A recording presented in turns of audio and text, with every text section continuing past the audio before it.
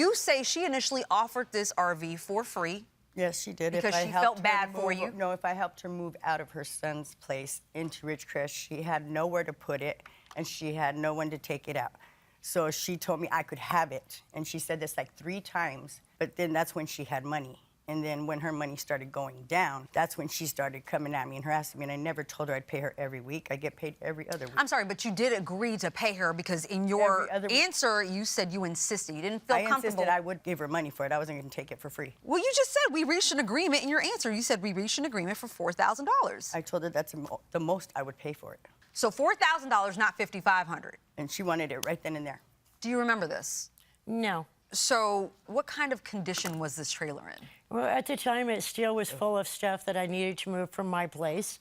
And I was on the understanding that she was going to put it on the property that was connected to her mother's house.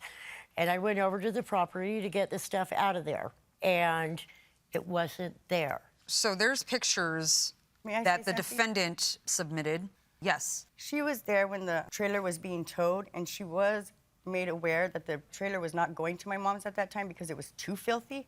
And so I was taking it to my friends. She just doesn't know where he lives. That's all. Okay. But she knew because she was there. We're going to get there. Let's just look at this trailer. Here's a trailer from the outside. Now let's look inside the trailer. Mind you, I've already cleaned it once before these pictures. So this is the toilet. Pretty dirty. Yeah, it is. It is dirty. Very full, and it needs replacing the whole tank. Did you not see the trailer before you agreed to I had seen it, and I cleaned it once while it was over on her son's property. Okay. And when we went back to get the rest of her stuff, somebody had been in the trailer staying in there, and it was even worse than it was when I first cleaned it. How so? Tell me. Describe it. Cigarette butts in the sink, adult diapers all around, dog feces, and just really nasty. Let's look at your after photos. Okay. This is after you said that you cleaned and restored the trailer. So much better. Yeah.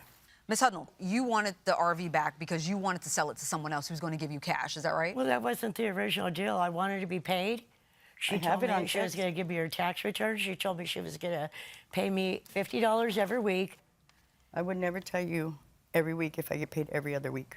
Does that make sense? She did tell me every week. She could have been confused when she said it, but that was what I heard. You know what would have been helpful? If you had a contract. Writing it down and recorded it. Yeah, because you two obviously didn't have a meeting of the minds on this. Most of our communication about it was by telephone, and I got screamed at. I got cursed at. She accused me of, you know, just being a horrible, bad person. Judge Juarez. So how long was it that you didn't receive any payments from her, that you were trying to get a hold of her? Up to 4 weeks. Did you reach out to your children? I contacted my daughter, and I asked my daughter if she knew how to get a hold of Veronica. Could they possibly help me to find the RV? Because I still had things that were stored inside of the RV. What did you still have stored inside of it? Well, some of that stuff you saw there, one of them is a portable swamp cooler. And that caught fire. Well, have you seen the photographs? Yes, I did. Okay, did that look like the condition of the RV when you gave it to her?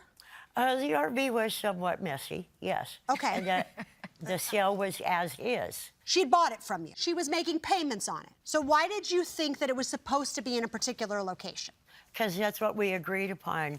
I think when somebody is renting to buy something, it was a rent-to-own basis. It was given at first. That's the first time we've heard that this was a rent-to-own. Well, that's pretty basically. She was going to live in it, and she was making payments on it. So at the time when she says she's going to pay you, when are you going to get your stuff back? I wasn't exactly sure what Fair was enough. going to happen. Okay. So those details weren't hammered out yet? No. I talked to the law enforcement officers, and I told them about it, and I said, can you please make her call me?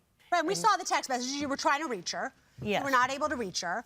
Yeah. And so eventually you called the police. I texted her, and I left her messages over a period of several days. And I says, okay, if you don't message me back, I'm going to call the police.